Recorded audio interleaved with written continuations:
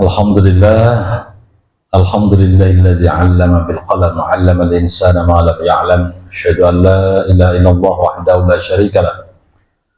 Wa asyhadu anna Muhammadan 'abduhu wa rasuluhu la nabiyya ba'dah. Allahumma shalli wa sallim wa barik ala sayyidina Muhammadin wa ala alihi wa sahbihi wa sallim ajma'in, amma ba'd. Saudara sekalian, Bapak Ibu yang berbahagia, bersyukur kita kehadirat Allah Subhanahu wa taala atas limpahan karunia, nikmat, anugerahnya, sehingga pada malam hari ini kita bisa menjalankan sholat Isya dengan berjamaah. Salat dan salam semoga Allah limpahkan dan curahkan baginda kita Nabi Agung Muhammad sallallahu alaihi wasallam beserta para keluarga, para sahabat dan para pengikutnya yang setia hingga yaumul qiyamah. Bapak saudara sekalian, Ibu yang saya hormati, kita melanjutkan ngaji tafsir ini, yaitu pindah ke surat namanya Al-Jum'ah. Kalau kemarin kita bahas masalah surat As-Saff sudah selesai, maka sekarang kita melanjutkan yaitu surat Al-Jum'ah. Surat Al-Jum'ah itu termasuk Madaniyah, yang berarti bahwa turunnya ini Nabi Muhammad sudah berada di kota Madinah. Dan intinya adalah sesuai dengan nama, yaitu Al-Jum'ah. Di akhir ayat yaitu menceritakan tentang peristiwa sholat Jum'ah, di mana saat Rasul berkhutbah kemudian ada dagangan datang, itu Rasul ditinggalkan itu. Ya, jadi maka ditegur oleh Allah, yaitu dalam surat Al-Jum'ah di akhir-akhir. Tapi saya lihat di arsip itu sudah saya terangkan lebih dulu, yaitu mulai dari ayat bunyinya yang ayat 9 ya, 9, 10, 11 ternyata sudah pernah saya sampaikan. Nah, ini saya sampaikan dari awal lagi supaya kita paham ya. Tapi insya Allah nanti ya tidak sampai ke 9, hanya sampai 8 saja, karena 9, 10, 11 sudah ada di dalam arsip YouTube-nya, itu channelnya kita ya. Baik, Bismillahirrahmanirrahim. Mari kita perhatikan ya surat Al-Jum'ah. A'udzubillahi minasyaitonirrajim. Yusabbihu lillahi ma fis samawati wa ma fil ardil malikil qudusil azizil hakim. Ayat ini diawali dengan kalimat yusabbihu, yang artinya adalah maha suci, memahasucikan lillahi kepada Allah, ma fis samawati, apa yang ada di langit, wa ma fil ard, dan apa yang ada di bumi. Kalau dalam surat As-Saff kemarin itu diawali dengan kata-kata sabbaha. Sabbaha itu berupa fi'il madi kalau dalam bahasa Arab, atau istilahnya kalau dalam bahasa Inggris disebut dengan past tense ya. Kalau sekarang itu pakai kalimat yusabbihu, dalam bahasa Inggris dikatakan dengan bentuk present tense. Jadi ada past tense berarti yang lalu, present tense berarti sekarang dan yang akan datang. Artinya adalah yusabbihu, bertasbih lillahi kepada Allah Ta'ala, ma fis samawat, yaitu apa yang ada di langit, wa ma fil ard, dan apa yang ada di bumi. Yang ada di langit maupun yang ada di bumi semuanya bertasbih. Nah, kalimat semua bertasbih ini artinya pakai fi'il mudhari atau present tense tadi, itu dimaknai sebagai amalan yang secara kontinu terus-menerus dilakukan. Itu kalimat yusabbihu. Maka terus-menerus apa yang ada di langit dan apa yang ada di bumi semuanya bertasbih kepada Allah. Sedangkan Allah adalah punya sifat Al-Malik, Al-Qudus, Al-Aziz, yaitu yang maha merajai, yang maha suci, dan lagi maha perkasa dan maha bijaksana. Baik, ini bahasa terjemahan bebasnya. Mari kita lihat tafsirnya. Ayat yang pertama ini dikatakan ay yusabbihu lillahi wa yunqadu li amrihi wa yata'aluhu wa ya'buduhu jami'a ma fis samawati wal ardh. Yaitu bertasbih kepada Allah, tidak hanya bertasbih tapi wa yunqadu li amrihi, juga manut tunduk patuh kepada perintahnya Allah. Jadi apa yang ada di langit dan apa yang di bumi, Bapak Ibu yang saya hormati, semuanya itu manut ya, semuanya itu tunduk patuh kepada perintahnya Allah Ta'ala. Wa yata'aluhu wa yata'abudu, dan juga menuhankan Allah, menyembah kepada Allah Subhanahu wa Ta'ala. yaitu jami'u ma fis samawati wal ard, semua yang ada di langit maupun yang ada di bumi. Kenapa? Karena li'annahul kamil malik alladzi lahu mulkul alamil alawi was sufla. Kenapa kok beribadah, menyembah, kemudian tunduk patuh hanya kepada Allah? Karena Allah itu punya sifat al-kamilul malk, artinya adalah sempurna, maha sempurna dalam sifat merajai. Jadi maha raja di raja itu ya Allah Subhanahu wa taala. Alladzi lahu mulkul alamil alawi wasufla, yang mana kerajaan atau raja-raja yang dia di alam semesta ini, baik yang di langit maupun yang di bumi, itu adalah mengakui yang sebagai raja di raja adalah Allah Subhanahu wa taala. Jadi itu sifat al-maliknya Allah itu, yang maha merajai. Sehingga wal jami'u mamaliki wa tahta tadbirihi, karena semua yang ada di langit dan di bumi itu, termasuk kerajaan-kerajaan yang ada atau istilahnya apapun yang ada di langit dan bumi, berarti semuanya itu adalah kepemilikannya, miliknya Allah Ta'ala, dan juga di bawah pengaturan dan arahan daripada Allah Ta'ala. Nah, jadi apa yang ada di langit, yang ada di bumi, ya semuanya adalah miliknya Allah, dan otomatis yang ngatur pun juga Allah Subhanahu wa taala. Wa tahta tadbirihi itu artinya di bawah kendali dan pengaturan Allah Subhanahu wa taala. Baik, itu makna al-malik. Jadi kenapa semua makhluk yang ada di langit dan bumi itu bertasbih kepada Allah? Karena Allah adalah punya sifat al-malik, al-qudus, al-aziz, al-hakim. Al-malik berarti adalah raja di raja. Semua yang ada di langit dan bumi itu mengakui Allah adalah maha diraja, sempurna kepemilikannya, sehingga juga sempurna dalam pengaturannya. Al-Qudus al-Mu'azzim adalah al-munazzih an kulli afatin wa naqsin. Jadi yang dimaksud dengan Al-Qudus yang maha suci itu dimaknai dalam tafsir ini adalah maha agung dan suci, bersih an kulli afat, dari setiap yang namanya celah, wa naqsin, dan kurang. Jadi Allah itu tidak punya sifat kurang, tidak punya sifat celah, ya. Jadi artinya Allah adalah mensucikan, membersihkan, ya, artinya mempunyai sifat yang suci, bersih dari sifat celah maupun sifat celah, si kurang. Jadi penuh dengan kesempurnaan itu Allah Subhanahu wa taala. Itulah Al-Qudus. Kemudian Allah punya sifat Al-Aziz. Al-Aziz itu artinya adalah Al-Qahiru lil asya'i kulluha. Jadi memaksa, atau istilahnya maha memaksa kepada segala sesuatu semuanya. Jadi saudara-saudara, semua makhluk itu, kalau di ayat yang lain dikatakan baik terpaksa maupun dengan kesadarannya, semua tunduk patuh kepada Allah. Seperti kita ini Pak, yang namanya tambah umur, saya yakin semua mengalami mulai dikurangi nikmat-nikmat Allah Ta'ala, dan itu tidak bisa dipungkiri. Mata mungkin sudah mulai apa Pak? Blawur, mulai kabur, gitu ya. Kemudian pendengaran sudah mulai apa Pak? Berkurang. Itu tunduk pada syariatnya Allah itu. Nggak bakalan kita ngeyel, kepengen nom terus aku pokok menurut, kepengen tua, nggak bisa. Rambut lama-kelamaan juga menjadi apa? Putih Pak. Ya, walaupun putihnya itu ya kadang-kadang tidak disesuaikan dengan umur ya Pak ya. Nah, kalau dilihat kan saya ini umurnya baru jelang 50 Pak. Baru jelang 50, tapi rambut putih wanita itu kan lebih banyak dari jenengan. Gitu Pak ya. Jadi umur saya ini masih jelang 50 Pak, belum 50 Pak. Jelang 50. Mungkin saya sama dengan anaknya Pak Yoyon yang pertama.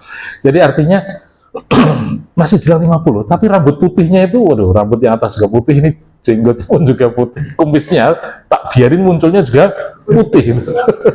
Nggak bisa nolak Pak itu Pak. Maka Allah adalah Allah itu adalah apa Pak? Al-Aziz, itu Al-Qahirul Asya, yaitu maha memaksa kepada segala sesuatu makhluknya yang di alam semesta ini, di langit maupun di bumi, semuanya kepaksa manut aturan Gusti Allah.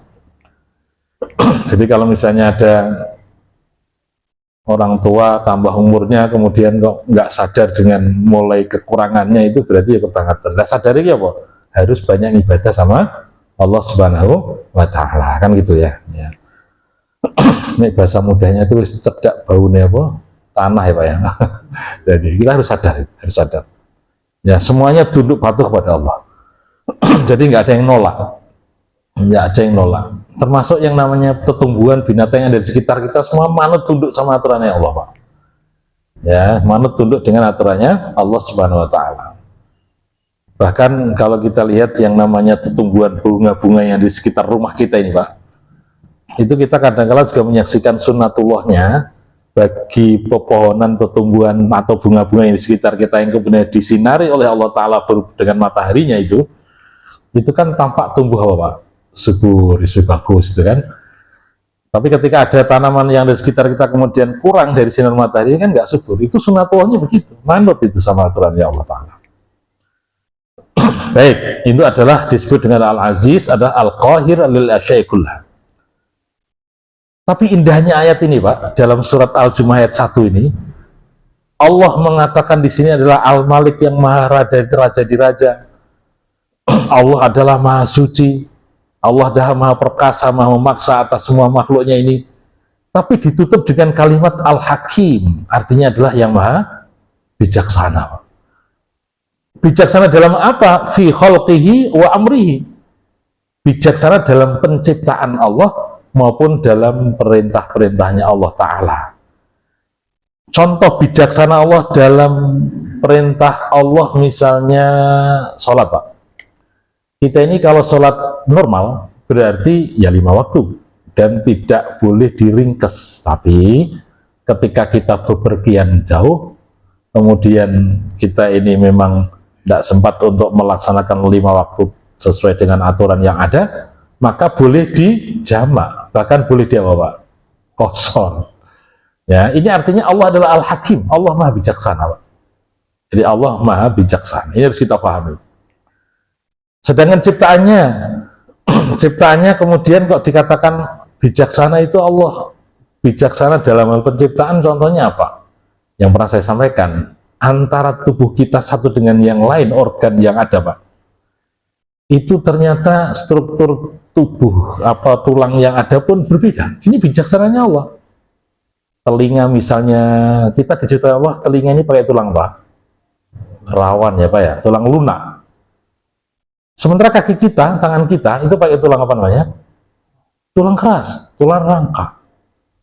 Ini kebijaksanaan Allah di sini kita lihat, kita saksikan. Kalau seandainya kebalik Allah buatnya, telinga atau dibuat tulang keras, itu saya yakin pas tidur miring itu banyak yang kecedit itu Pak. Ya Pak ya, kita ini kalau tidur miring, kalau ini pakai tulang yang keras itu kecedit itu. Itu bijaksana sekali Allah, sehingga ketika kita ini sekarang pakai tulang lunak ini yang namanya telinga, kita tidur miring nyaman, enak gitu kan. Gitu ya. Termasuk kaki kita ini pakai tulang yang keras, ya supaya bisa menahan seluruh anggota tubuh kita ini sehingga kita bisa berjalan. Baik, itu kemaha bijaksanaan Allah Ta'ala. Termasuk tangan kita, driji kita, jari jemari kita Pak. Ya, jari jemari kita ini dengan kemahakuasaan Allah bisa kita gerakkan sesuai dengan yang kita komando, yang kita perintahkan. Dan itu memang sangat maha kuasa sekali Allah ya. Jangan bijaksana sekali tangan kita ini, jari jemari kita ini. Fungsinya macam-macam. Baik, jadi inilah Al-Hakim, Allah yang maha bijaksana di dalam penciptaan maupun di dalam perintah-perintahnya. Fahadhil awsaful azimatu mimma tad'u ila ibadatillahi wahdah la syarikalah. Jadi sifat-sifat ini semuanya yang penuh dengan keagungan, mulai dari sifat Al-Malik, Al-Qudus, Al-Aziz ya, Al-Hakim, itu semuanya adalah mimma tad'u ila ibadatillah, yaitu dari apa-apa yang mengajak kepada ibadah yang sempurna, yaitu kepada Allah Ta'ala. Allah Ta'ala yang esa, la syarikalah, tidak ada sekutu bagi Allah Ta'ala. Jadi saudara-saudara, Allah menunjukkan sifat-sifat tadi semuanya itu adalah sebagai ajakan kepada kita sekalian meyakini, memahami bagaimana kita ini senantiasa ibadatillah, yaitu ila ibadatillah wahdah, menuju kepada penyembahan Allah yang esa, Pak. Maka saudara-saudara rahimakumullah, kenapa kita ini harus mulai meningkat dalam beribadah? Meningkat apa, Pak? Misalnya kita sholat, mungkin dulu ketika kita masih belajar sholat itu adalah kewajiban yang mana harus kita kerjakan. Kita takut akan dosa, atau kita akan takut dengan siksanya Allah, kan begitu. Tapi lama-kelamaan setelah kita mulai sadar, Pak, ternyata mulai menjalankan sholat itu bukan karena kewajiban. Kita ada upgrading diri dalam pemahaman sholat berupa apa? Kebutuhan, Pak. Kita ini butuh sholat ini, sehingga kita ini sebenarnya harus DP mendekat takarub kepada Allah Subhanahu Wa Taala. Butuh, Pak. Kita ini butuh sama Tuhan kita, supaya hati kita tentram. Di samping butuh, Pak, kita tingkatkan lebih tinggi lagi, yaitu bagaimana kita adalah menjalankan sholat karena kita kepingin mengucapkan terima kasih sama Gusti Allah. Banyak nikmat yang Allah berikan kepada kita, maka wujud terima kasih kita yaitu menjalankan ibadah apa? Sholat. Nah, ini artinya adalah fahadhil awsaful azimah mimma tad'u ila ibadatillahi wahdahu la syarikalah. Yaitu dengan dikenalkan sifat-sifat Allah yang Al-Malik, yang Maha Raja di Raja, yang Maha Suci, yang Maha Perkasa, yang Maha Bijaksana, itu mengajak kepada kita untuk ibadah kepada Allah yang Esa dan menjauhi perbuatan syirik, ya, selain Allah Ta'ala. Artinya adalah, ya, inilah dakwah tauhid atau ajaran yang dibawa oleh seluruh nabi dan rasul. Ingat Bapak Ibu yang saya hormati bahwa nabi dan rasul yang jumlahnya pernah saya sampaikan yaitu 124.000 nabi dan rasul itu, yang mana yang wajib kita ketahui adalah 25 nabi, gitu ya, nabi dan rasul itu tugasnya sama, mengajak kepada kaumnya untuk menyembah kepada Allah yang Esa dan menjauhi sesembahan selain Allah. Terdapat dalam surat An-Nahl ayat 36 itu, walaqad ba'atsna fi kulli ummatin rasulan an i'budullaha wajtanibut taghut. Sungguh kata Allah, kami telah mengutus, ya, setiap umat itu mesti ada nabinya, ada rasulnya. Yang mana tugas nabi dan rasul adalah an i'budullah, mengajak kepada umatnya menyembah kepada Allah, wajtanibut taghut, dan menjauhi sesembahan selain Allah. Taghut itu diartikan sesembahan selain Allah, taghut. Nah, sehingga tadi saya katakan bahwa di tafsir ini dikatakan Allah mengenalkan sifat Al-Malik, Al-Qudus, Al-Aziz, Al-Hakim, itu adalah dalam rangka supaya kita semuanya ini beribadah kepada Allah Subhanahu Wa Taala. Baik, contohnya tadi sholat, Pak, ya. Yang lain-lainnya juga begitu. Mari kita praktekkan melakukan amal kebaikan itu adalah kita ini butuh untuk menjalankannya. Apalagi ketika kita paham tentang istilah sing sopo nandur bakal ngunduh, Pak, ya. Siapa yang menanam pasti mau manen. Kalau dalam surat Al-Isra ayat 7 itu, in ahsantum ahsantum li'ang usikum, apabila kalian berbuat baik, malah kebaikan itu untuk dirimu. Kebalikannya, kalian berbuat jelek, kejelekan itu sebenarnya adalah untuk dirimu, gitu. Jadi artinya kita sekarang menjalankan kebaikan itu adalah dimotivasi, yaitu bahwa kita ini sebenarnya kepingin dekat sama Allah dan terima kasih atas nikmat Allah yang berikan kepada kita. Baik, intinya ayat ini adalah mengajak dan memahami kita semuanya bahwa semua yang di langit dan bumi semuanya bertasbih kepada Allah Ta'ala, ya, dan Allah menunjukkan sifat Al-Malik, Al-Qudus, Al-Aziz, Al-Hakim. Kemudian ada yang kedua, yaitu dengan kalimat a'udzubillahi minasyaitonirrajim, huwallazi ba'atsa fil ummiyina rasulan minhum yatlu 'alaihim ayatihi wa yuzakkihim wa yu'allimuhumul kitaba wal hikmah wa in kanu min qablu lafi dhalalin mubin. Huwallazi, dialah Allah Subhanahu wa taala yang telah ba'atsa, mengutus, fil ummiyina, pada kaum yang ummi, Pak. Jadi Rasulullah itu pun ummi, diutus kepada kaum yang ummi. Kalau Rasul ummi itu artinya tidak bisa baca, tidak bisa nulis. Kalau umat yang ummi, nanti kita maknai tafsirnya apa itu.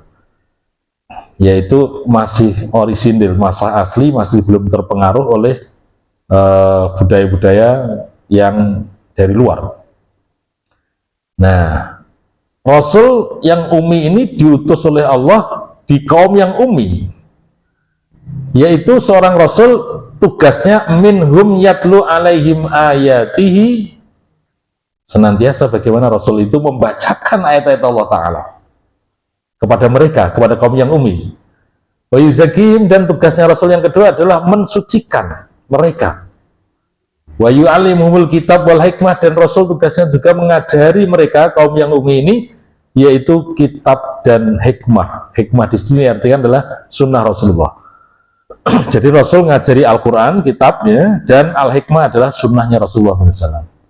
Wa in kanu min qablu lafi dhalalim mubin, dulu kaum yang ummi ini betul-betul dalam keadaan lafi dhalalim mubin, yaitu dalam kesesatan yang nyata.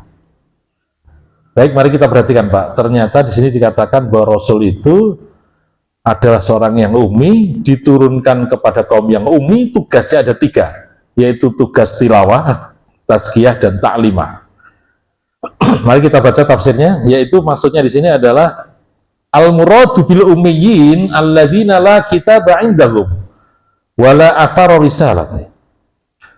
Jadi yang dimaksud dengan kaum yang ummi itu Pak, adalah alladzina, orang-orang yang la kitabah, tidak memegang kitab, tidak ngerti kitab. Ingat kitab sebelum Al-Quran apa Pak? Injil dan Taurat. Jadi orang-orang Arab jahiliyah itu Pak nggak ngerti itu tentang kitab Injil maupun kitab Taurat. Itu yang dimaknai dengan umat yang ummi itu adalah nggak ngerti tentang kitab itu. Wala atharu risalah, dan tidak ada bekas-bekas risalah, itu tidak ada. Ya, risalah itu artinya adalah ajaran nabi-nabi Rasul sebelumnya. Minal Arab wa ghairihim, dari orang Arab maupun selain Arab. Mimman laisu min ahlil kitab, juga tidak termasuk daripada ahli kitab. Nah, ahli kitab itu Pak, orang yang mempunyai kitab, itulah orang Yahudi Nasrani, itu tidak berada di kota Mekah, tapi adalah berada di kota Madinah, banyaknya begitu. Jadi intinya kaum yang ummi adalah kaum yang betul tidak ngerti apa-apa, yang tidak dikasih kitab oleh Allah Ta'ala, dan bekas-bekas daripada risalah itu sudah mulai hilang. Bahkan syariatnya Nabi Ibrahim, Nabi Ismail yang harusnya istilahnya dilanggengkan atau dijalankan, ternyata enggak, ya, dijalankan tapi syariatnya diselewengkan, gitu ya. Nah itu, jadi ini yang namanya dikatakan kaum yang ummi itu seperti itu. Famtanallahu ta'ala alaihim minatan azimatan, maka kemudian Allah Subhanahu wa ta'ala memberikan kepada mereka kaum yang ummi tadi, yaitu minatan azimah, anugerah yang besar. A'zamu min minnatihi ala ghairihim, yaitu lebih besar daripada anugerah-anugerah lain kepada umat selain kaum yang ummi tadi. Kenapa? Li'annahum adamuna lil ilmi wal khair, karena sungguhnya mereka ini adalah adamuna, tidak ada ilmu wal khair dan kebaikan. Wa kanu fi dhalalim mubin, dan benar-benar mereka ini orang Arab jahiliyah adalah dalam keadaan dhalalim mubin, dalam keadaan kesesatan yang nyata, yang jelas. Nah, gitu ya. Jadi betul-betul umatnya Nabi Muhammad itu adalah umat yang sesat, yang nyata. Kenapa? Ya ta'abbaduna lil asyar, karena mereka ini adalah menyembah al-asyar, itu artinya pepohonan Pak. Dari pohon-pohon yang angker, pohon-pohon yang wingit, pohon-pohon yang kelihatannya membuat air sumur lancar, wah itu malah dipuja-puja, disembah-sembah. Di lingkungan sekitar kita ada enggak Pak? Ada. Ada Pak ya, sendang, tapi kita harus paham bahwa itu adalah Allah yang kita sembah, gitu ya.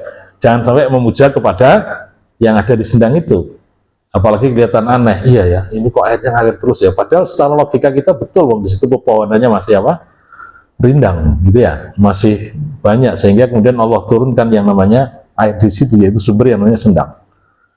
Tapi kadang-kadang dipakai untuk hal yang tidak baik, gitu ya, untuk meminta sesuatu, gitu ya, itu yang tidak boleh. Mintanya kepada Allah, gitu kan.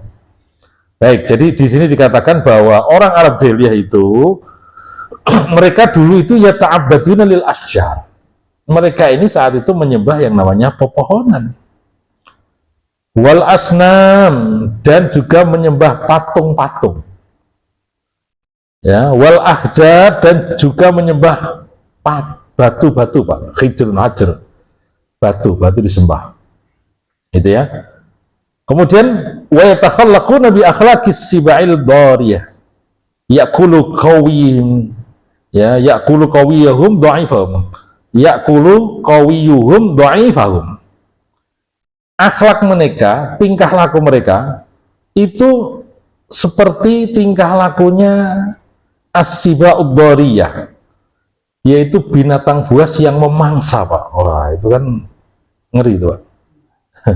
Apa cirinya? Yaitu yaqulu qawiyuhum, orang yang kuat di antara mereka itu memakan orang-orang yang lemah di antara mereka. Ini sampai sekarang masih ada model begini, Pak? Masih juga, Pak, ya. Kalau nggak tercerahkan gitu ya. Kalau nggak tercerahkan, bisa jadi orang-orang yang kuat itu kemudian memakan orang-orang yang lemah, gitu kan? Ya. Jadi zaman jahiliyah itu begitu, Pak. Yaitu bagikan hewan buas tadi memangsa.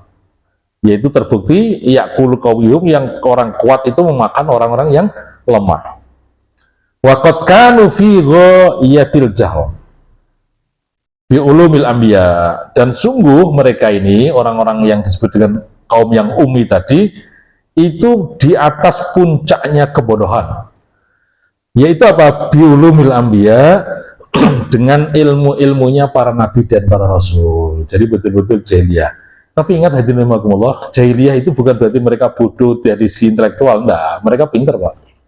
Ya, kebaikannya dari sisi intelektual banyak sekali. Mereka ahli dalam bidang sastra misalnya, penggubah syair, itu pinter, Pak. Kemudian di antara mereka juga ahli dalam bidang astronomi misalnya, tetap ada. Jadi secara intelektual pinter, tapi di sini adalah dari sisi sifat akhlak itu yang nggak benar, dari sisi peribadatan itu yang salah juga. Maka dikatakan jauh dari risalah kenabian. Nah, maka faba'atsallahu fihim rasulan minhum, maka kemudian Allah utus kepada kaum yang ummi tadi, yaitu seorang rasul minhum, dari mereka, ya'rifuna nasabahu, mereka ngerti nasabnya jelas, dari mana itu Nabi Muhammad, terlahir dari keluarga siapa, jelas.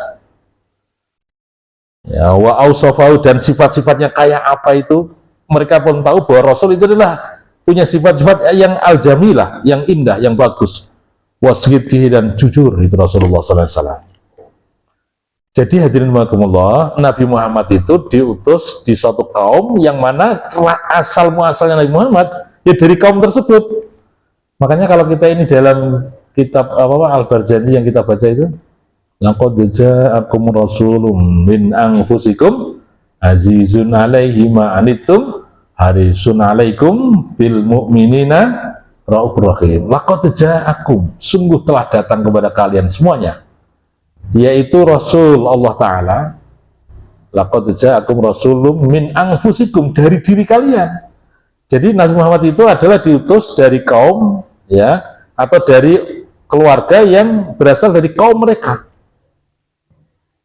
Makanya ada sebagian orang Arab jahiliyah itu mengatakan, kenapa Nabi kok nggak diutus dari golongan malaikat, gitu kan? Ya, dijawab oleh Quran ini bahwa memang Nabi diutus berasal dari golongan mereka sendiri, yaitu manusia yang dikenal oleh mereka. Nasabnya jelas, sifatnya jelas, akhlak tingkah lakunya pun jelas, yaitu Nabi Muhammad SAW.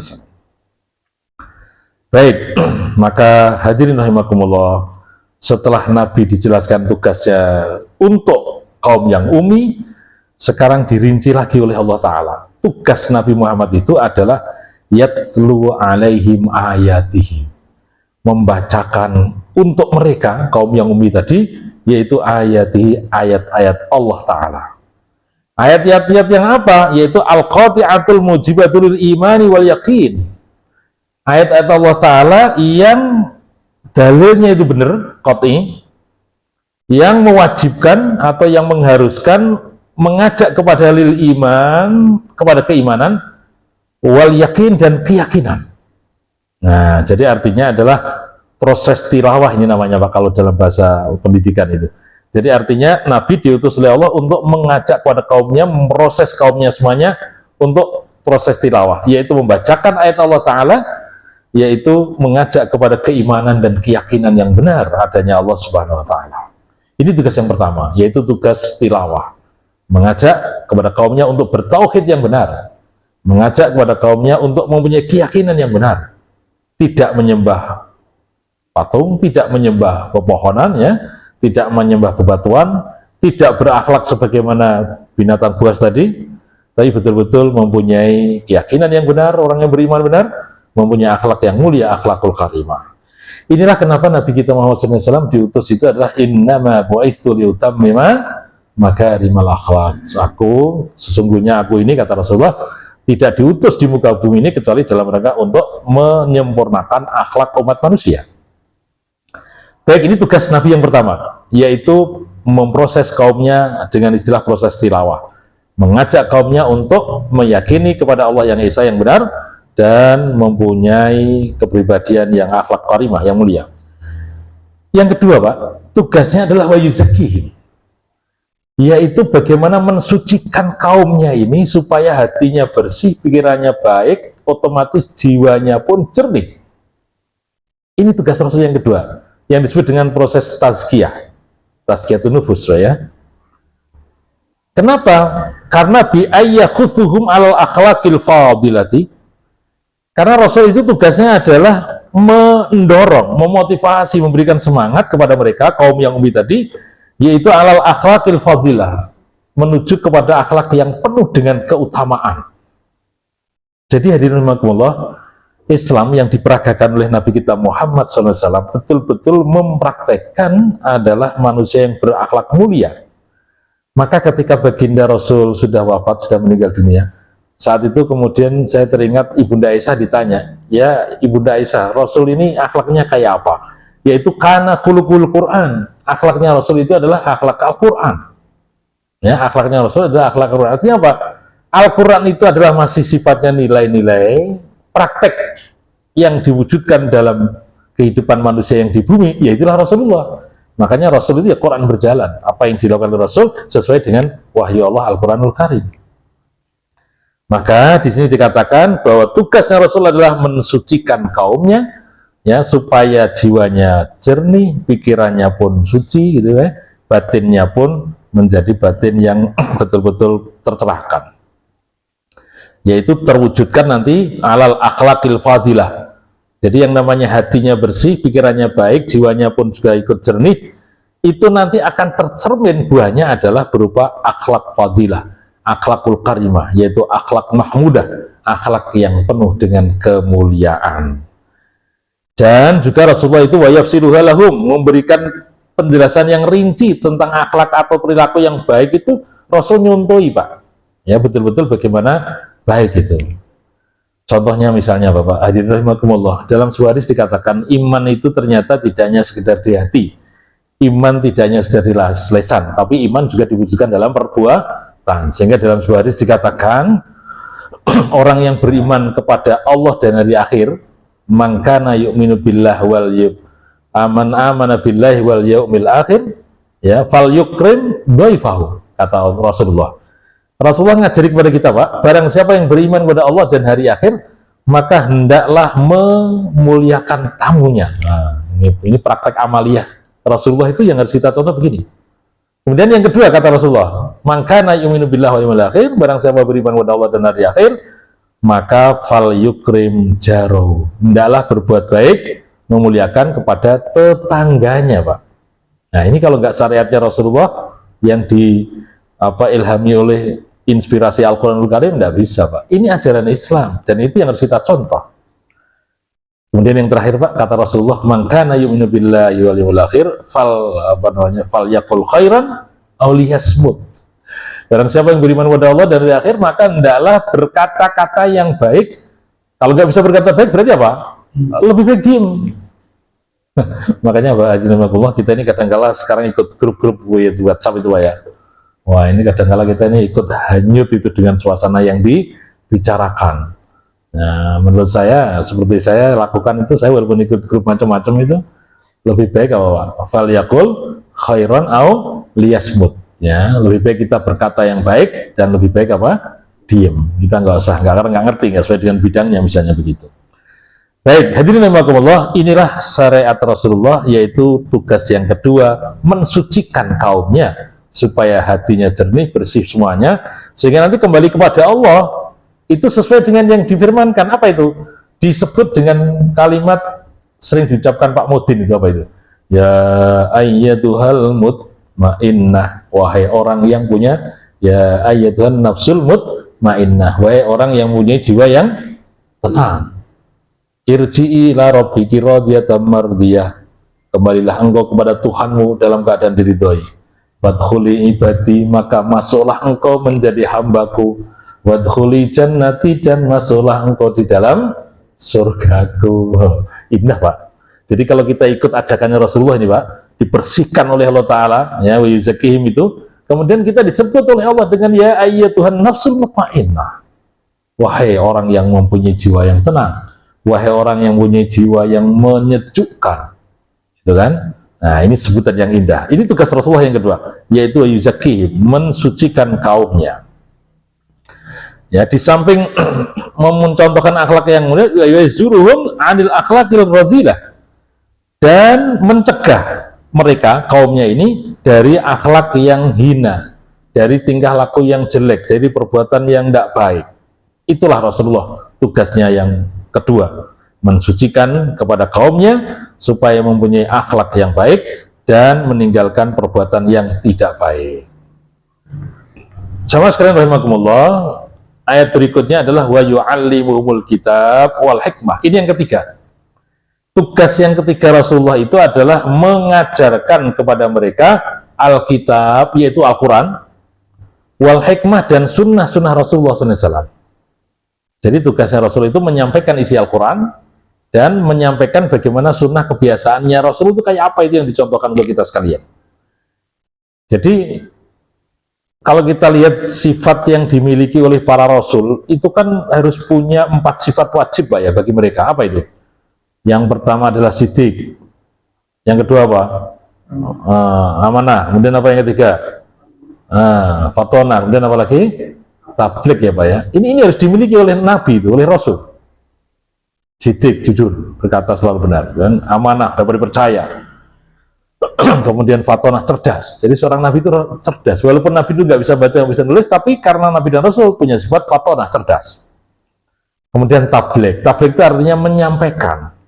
Sehingga Rasul itu tugasnya, Nabi Muhammad itu tugasnya yang berikutnya, yang menyampaikan apa yang diwahyukan oleh kepada beliau, kemudian disampaikan kepada kaumnya. Nah, itu namanya yu'allimuhumul kitab wal hikmah. Kalau dalam bahasa pendidikan itu biasanya disebut dengan proses ta'limah. Jadi yang pertama, kalau dalam bahasa pendidikan, ya, itu adalah proses pertama adalah apa namanya? Tilawah, yang kedua tazkiyah, dan yang ketiga adalah ta'limah. Nah, mengajarkan Al-Qur'an dan hadis. Baik, mari kita baca tafsirnya. Ilmul Qur'an wa ilmu sunnah. Jadi yang dimaksud dengan kitab dan hikmah itu adalah ilmu Al-Quran, isi Al-Quran, wa ilmu sunnah, dan ilmu sunnah. Al-mustamilu dzalika ala umulil awwalin wal akhirin. Yang mana yang namanya Quran dan hadis itu, yang ilmu yang bersumber dari 2 kitab ini, Pak, Quran dan hadis, itu adalah al-mustamilu dzalika ala ulumil awwalin, yaitu mencakup ilmu-ilmu orang terdahulu, Pak, maupun ilmu-ilmu yang diperoleh atau yang didapat oleh manusia-manusia di akhir zaman. Jadi artinya Quran dan hadis itu kelengkapannya adalah lebih lengkap, atau istilahnya mencakup, ya, Pak, ya, mencakup ilmu-ilmu yang dipelajari orang masa silam maupun ilmu-ilmu yang akan datang. Maka Quran itu turun sampai nanti hari kiamat, ya, baru istilahnya selesai. Jadi tidak ada istilah kedaluarsa, Pak, isinya Al-Quran itu selalu up to date, ya, betul, Pak, ya. Bukan apa namanya yang satunya, kalau ketinggalan zaman namanya apa? Kedaluarsa, atau bahasa Inggrisnya apa? All update. All update. Nah, itu bahasa Inggris, siapa yang bisa itu? Jadi Quran itu jangan dikatakan, oh itu kan isi Quran untuk masa silam, itu nggak berfungsi lagi untuk sekarang. Oh, jangan begitu, Pak. Quran itu adalah sudah mencakup ilmunya orang masa lalu maupun ilmunya masa sekarang. Makanya hadirin rahimakumullah, ada zaman Rasul itu belum ditemukan, tapi ayat sudah turun dan menjelaskan kejadian betul terjadi. Makanya saya teringat ketika Rasulullah itu menjelaskan ayat yang mengatakan badannya Fir'aun itu masih hidup, masih ada apa? Masih ada. Dalam surat Al-Araf itu Nabi berat sekali menjelaskan itu. Kenapa? Orang Arab itu biasa Pak, perjalanan ke Mesir, Mekah ya, itu biasa. Tapi nggak menemukan yang namanya apa? Jasadnya Fir'aun. Jasad Fir'aun ditemukan tahun berapa? Jasadnya Fir'aun ditemukan pada abad ke-18 Pak. Sehingga kemudian ada abad 19, kemudian ada seorang dokter yang dikenal dengan disebut Maurice Bucaille itu Pak ya, meneliti kenapa sih kematiannya Fir'aun itu karena apa. Ternyata Pak, setelah diteliti dan diizini oleh pemerintah Mesir itu, matinya betul-betul karena apa? Ada unsur garam ya di dalam tubuhnya itu. Nah, baru kemudian Maurice Bucaille ini kemudian di Arab menyampaikan apakah ada penjelasan kitab suci atau apalah itu yang menjelaskan kalau Fir'aun ini adalah kematinya karena kebanyakan unsur garam. Langsung dijawab salah satu tokoh di antara kaum muslimin ini, yaitu tentang jasad Fir'aun itu memang ya matinya saat itu tenggelam, kan begitu. Nah, ini artinya Rasulullah saat menyampaikan itu jasad Fir'aun belum ditemukan Pak, gitu loh. Ya, jadinya ditemukan di akhir abad. Termasuk ini Pak, yang saya kemarin baru saya sampaikan di Masjid Salam Gedawang Permai tempat saya itu.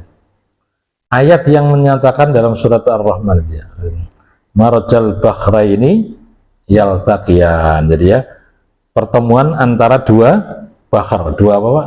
Laut.